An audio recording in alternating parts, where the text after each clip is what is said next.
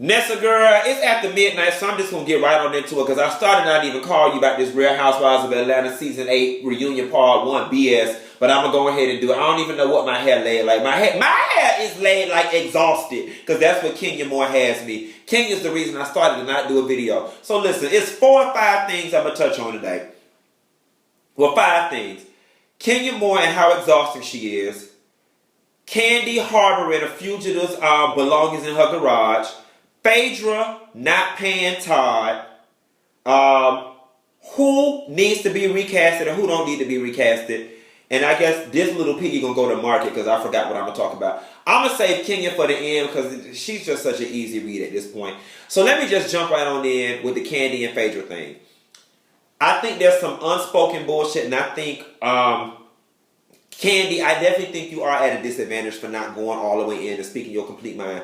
I think in this situation, both of y'all are full of shit to a degree.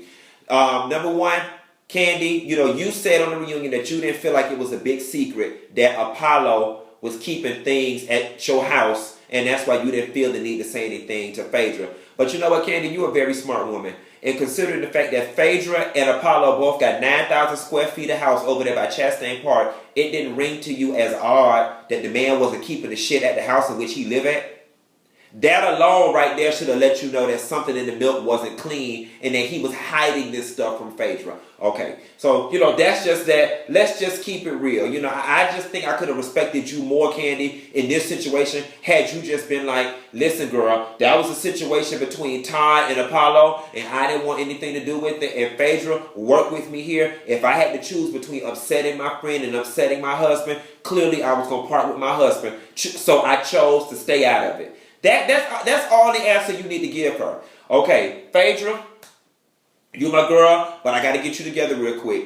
Everybody in Atlanta know you paid Todd the rest of his money the week before y'all filmed the reunion. And like Kenya Moore said, how convenient. It feels, Phaedra, like you did it so you could come to the reunion and be like, I don't know what he's talking about. I gave him all his money, and all the checks cleared. Yeah, Phaedra, it is very convenient that you paid him the week before the reunion aired. Mind you, that scene y'all filmed where you was telling him you gonna write him the check for the final payment was 5-6 months ago. So why didn't you give him the final payment then? And on top of that, Phaedra, girl, you were the producer of the video, and based on what you told us, Phaedra, you, for whatever reason, some personal shit you had going on in your life, you chose to not put the video out. Okay? And it seems that you made an executive decision that because you're choosing to not go commercial with the video no more, that you don't see the point in paying for a video that's never going to be released.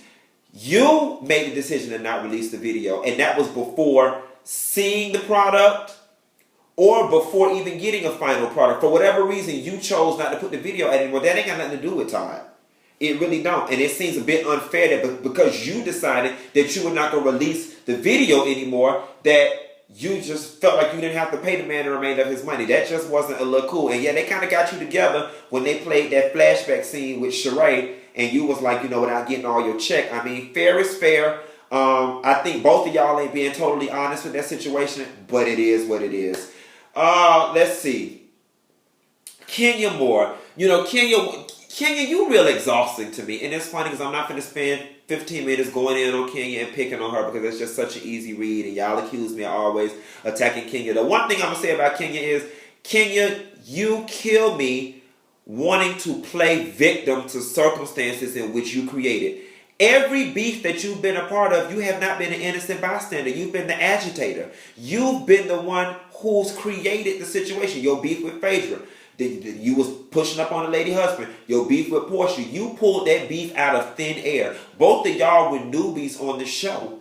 And you just started with that girl for no reason, calling her dumb, calling her airheads, and low-key, you was jealous of Portia's look and the fact that she had everything you thought you wanted, and then you found out her shit wasn't all roses either. But she had a husband. She was young. She was beautiful. Had a nice body, and you were, you're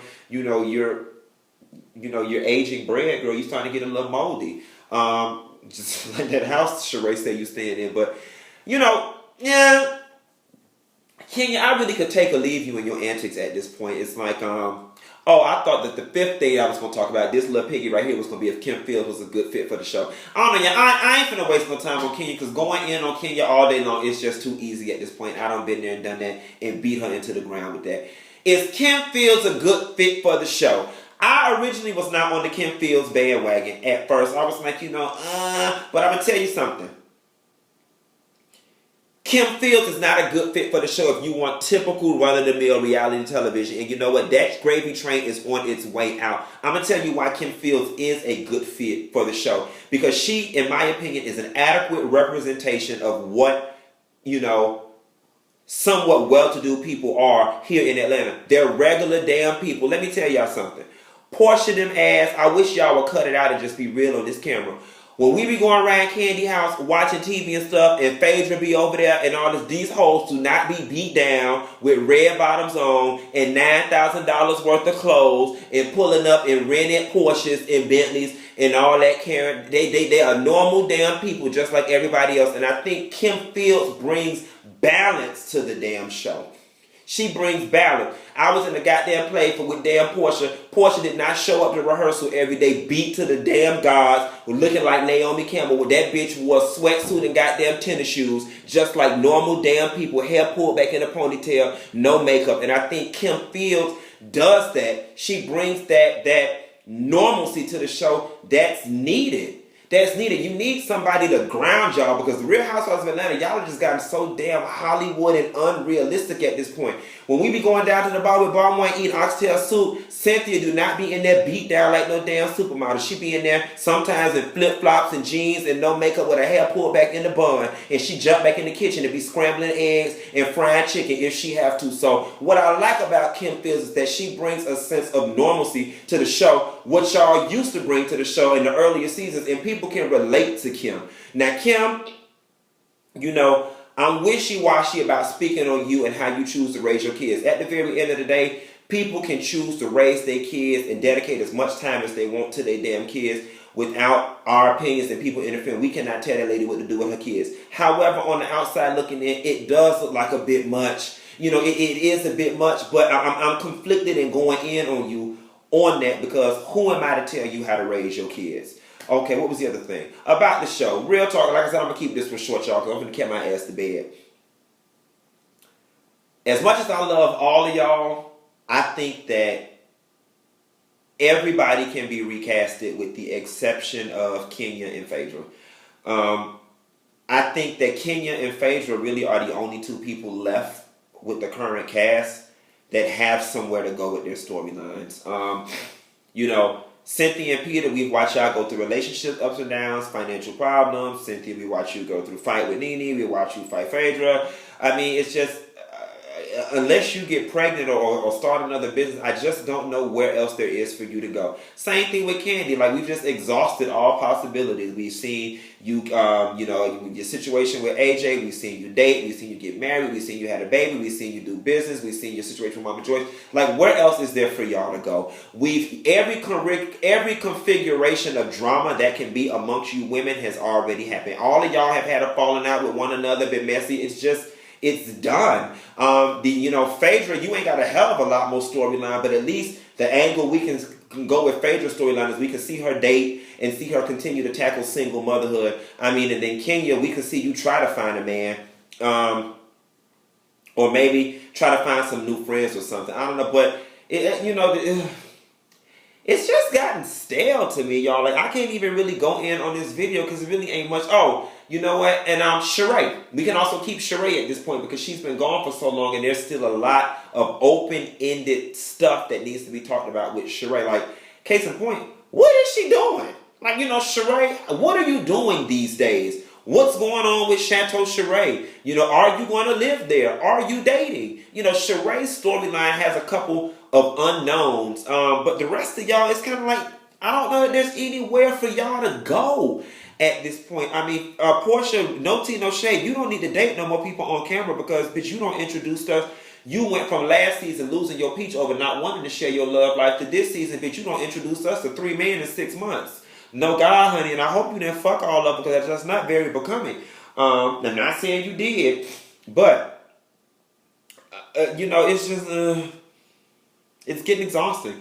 Bravo, Andy and Bravo, y'all cannot afford to go another season with Kenya and this unsolicited attacks that she's just doing on people. People are over her and we're over it. Hats off to Kim Field for most improvement in the shortest amount of time. Because, baby, yeah, you came in with all that classy, rich-based white woman shit. But, this reunion, you must have watched that episode and realized, what went in wrong. I'm going to have to do as Roman's doing. You bossed up a little bit. And hats off to Candy for most improved fashions. Because y'all know Candy fashions be real hit or miss. But I will say, of all the reunion outfits, I actually like hers the most. It's clean. It's simple. It's sleek. Other than that, y'all, I don't have much to give from this reunion. You can see I'm not that enthused. I just wanted to give y'all something because I know y'all were expecting me to speak on it. And that's the real on it. Hopefully season parts 2 and 3, I think they get a little more real. Bravo, y'all be doing the most, trying to stretch shit out across 3 parts. So of course they're not gonna give us the juiciest parts on part 1. I think part 2, when the husbands come out, is when things gonna get a little more real. And by the way, Kenya, can you please, if you're gonna go get a 28-year-old, can you please go get a smart one? Because that boy you date, he just dumb. And you talk about Don Juan wanting camera time. So he look like he just wants some camera time. Other than that, y'all, I'm sorry I'm not super enthused and I didn't go in and let half and all that other stuff y'all was expecting. But I can only give y'all what they give me, and this is what they gave. So this is all I got. With that, y'all, I'm gonna go. I'll talk to you later. Bye.